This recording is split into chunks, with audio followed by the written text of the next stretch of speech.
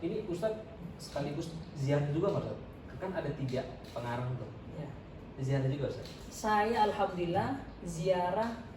Jadi sebelum ziarah, jadi ada 3 mu'alif tadi itu. Setelah saya teliti, pertama Syekh Ahmad. Syekh Ahmad ini pendapatnya Profesor Dr. Ali Juma, Mesir, ya, Mufti Diyar Misriya As-Sabiqah.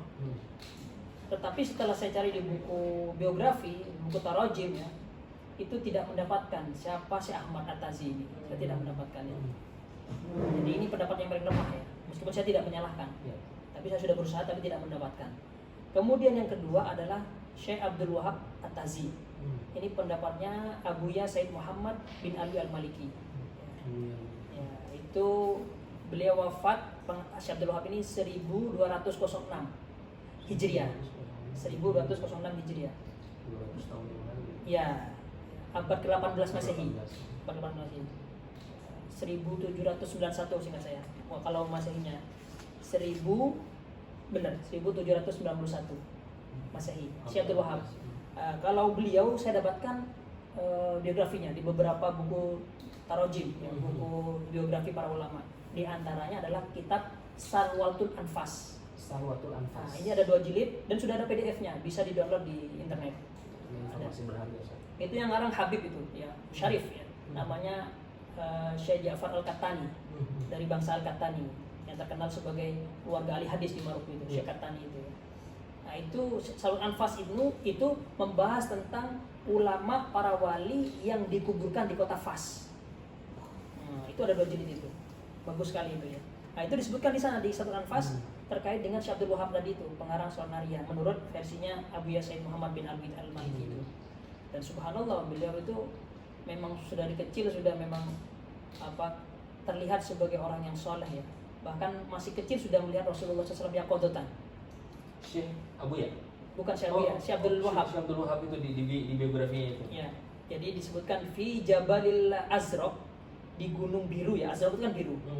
Itu pernah bertemu dengan ayah susuannya karena Syekh Abdul Wahab ini pernah mempunyai ibu susuan. Jadi nyusu ke seorang istrinya Syekh Abdul Aziz Ad-Dabbagh namanya. Syekh Abdul Aziz Ad-Dabbagh ini pernah mengatakan kepada anak-anak susuannya ini, ya Abdul Wahab, apakah kamu ingin melihat Rasulullah SAW? Jadi beliau ini kalau ketemu gurunya itu pasti nunduk, nggak berani melihat langsung.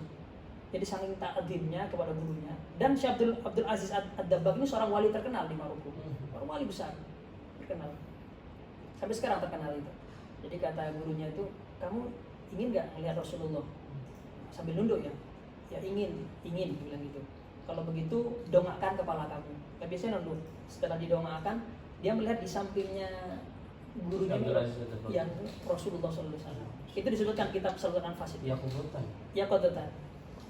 Itu ada itu. Silakan baca sendiri nanti Ustadz Saiful itu ya. Jangan-jangan Ustadz Alvan ngarang ini. Itu ada di Sarwatul Anfas itu ya. Dan saya sebutkan di buku ini saya sebutkan juga beberapa biografinya Syekh Abdul Wahab At-Tazi.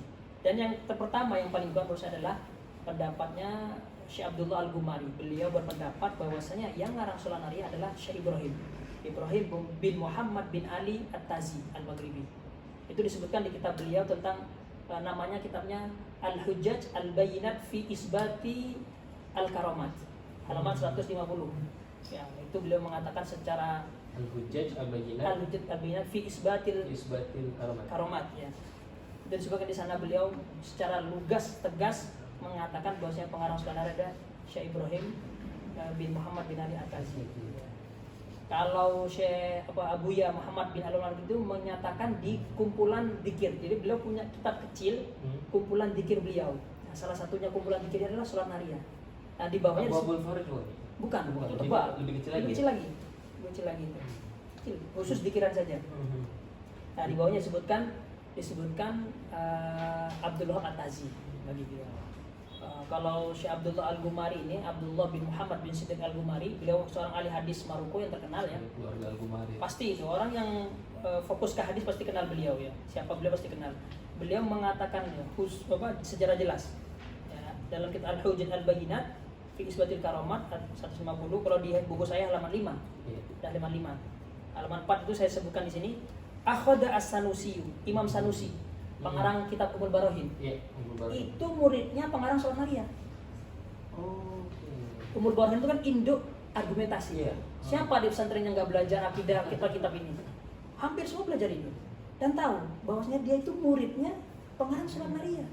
Jadi sholat naria yang selama ini mungkin orang nggak tahu, Ustaz. Itu kan kalau kita lihat di Indonesia, sholat naria itu udah ada mungkin dari saya kecil ya, karena saya tahu dari kecil kan, di buku-buku Yasin Tahlil, Ustaz. Dan itu kan nggak pernah ada yang tahu gitu. Termasuk di TKN sendiri kan salah satu tawasulnya itu ada sholat naria juga. Jadi kita ngebantu banget, Ustaz. Ya. Khasiat, Ustaz. Bicara tentang khasiat. Bentar, saya belum selesai hasilnya. Oh, belum selesai? Ini kan Oke. belum selesai tuh. Imam Sanusi itu kan penting ini. Hmm. Beliau ini ternyata seorang teolog, seorang ahli kalam, ternyata seorang sufi juga. Gurunya pengarang Sholat Naria. Beliau mengambil thariqat ya dari siapa? Akhadha Sanusi at-thariqah anil Imam Al-Allamah Al-Qutub Al-Kabir. Jadi pengarang Sholat Naria itu menurut Syekh Abdul Al-Ghumari itu bukan wali biasa, tapi wali kutub. Sekelas Syekh Abdul Qadir Al-Jilani. Sekelas. Penulis sholat naria itu. Iya. Oh, penting, Ustaz. Itu bukan wali ecek-ecek, itu bukan wali kaleng-kaleng. Kalau kita tahu klasifikasi wali, ada wali aktob paling tinggi, ada wali ahbab, ada wali abdal, ada wali anjab, gitu. Wali aktob atau wali kutub itu paling tinggi. Pengarang Sholat Naria ini sudah kutub, ditambah lagi al-kutubi al-kabir lagi. Kalau kutub sudah kabir, namanya kutub ya. Tapi kita orang Indonesia itu kenalnya ya wali kutubnya Syekh Abdul Al-Jilani gitu. Seakan-akan di dunia ini ya wali kutub hanya Syekh Abdul Jilani, padahal wali kutub itu banyak. Hampir setiap masa 100 tahun itu pasti ada gantinya. Wali kutub itu. Ya beliau ini abad ke-9 karena wafatnya tahun 866 Hijriah. Oh, abad ke-9 ya. Abad ke-9. Kalau Syekh Abdul Qadir Al-Jilani itu abad ke-5 seingat saya. Beliau abad ke-5. Tahun ke-5 6. Tahun 1000 dia, 1000 Masehi kan. 1100 kalau nggak salah. Wafatnya beliau 500-an, 500 sekian Hijriah. Ya, kalau nggak 500, 400. Gitu.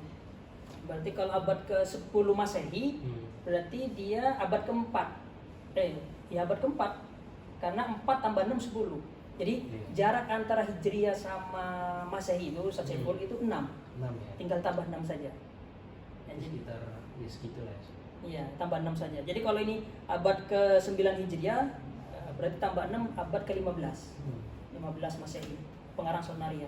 Jadi Sholat Naria ini kalau kita mengunggulkan Syekh Ibrahim sebagai mu'alifnya, Sholat Naria ini sudah berumur 500 tahun atau 5 abad. Kalau kita sepakat kalau Syekh Ibrahim sebagai pengarangnya. Tetapi di sini kita secara jelas Syekh Abdullah bin Siddiq Al-Ghumari mengatakan ya, Syekh Sanusi itu mengambil ya torikonya dari itu Syekh Qutb Al-Kabir Abi Salim Ibrahim bin Muhammad bin Ali At-Tazi bisanadi ila Syekh Abi Madian. Jadi sampai nyambung ke Syekh Abi Madian. Orang tasawuf pasti tahu siapa Abi Madian itu. Wahua adapun Ibrahim At-Tazi itu siapa? Shahibus Shalat Taziyah. Itu jelas Shahibus Shalat Taziyah al-masyhurah yang populer fi Misra di Mesir bin Nariyah. Lah, kalau di Mesir dikenal dengan salawat Nariyah. Tapi kalau di Maroko dikenal dengan salawat Taziyah. Kenapa?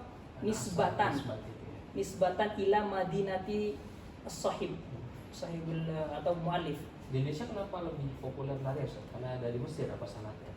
Kemungkinan besar asumsi saya, praduga saya itu mengatakan karena Indonesia ini kebanyakan banyak yang belajar di Mesir, alumni kebanyakan atau keilmuan kita Indonesia ini para ulama ini banyak diwarnai oleh alumni Al-Azhar. Iya. Kenapa? Karena jaraknya tidak terlalu jauh. Kalau Maroko itu jauh sekali, Ustaz. Iya. 18 jam kita naik pesawat. Di atas pesawat tuh di udara 18 jam. Belum transitnya. Kalau transitnya 3 jam aja berarti sudah berapa itu? Hampir 1 hari. hampir 1 hari. Saking jauhnya itu. Ya minal masyriq Itu kan masyriq. ilal maghrib. Ujung ke ujung. Jadi sudah setengah bola dunia gitu. Benar. Hatta saya waktu 2010 ke sana itu baru 30 kurang lebih mahasiswa di Maroko. Satu negara cuma 30 mahasiswa Indonesia. Sekarang 2021 sekitar 150.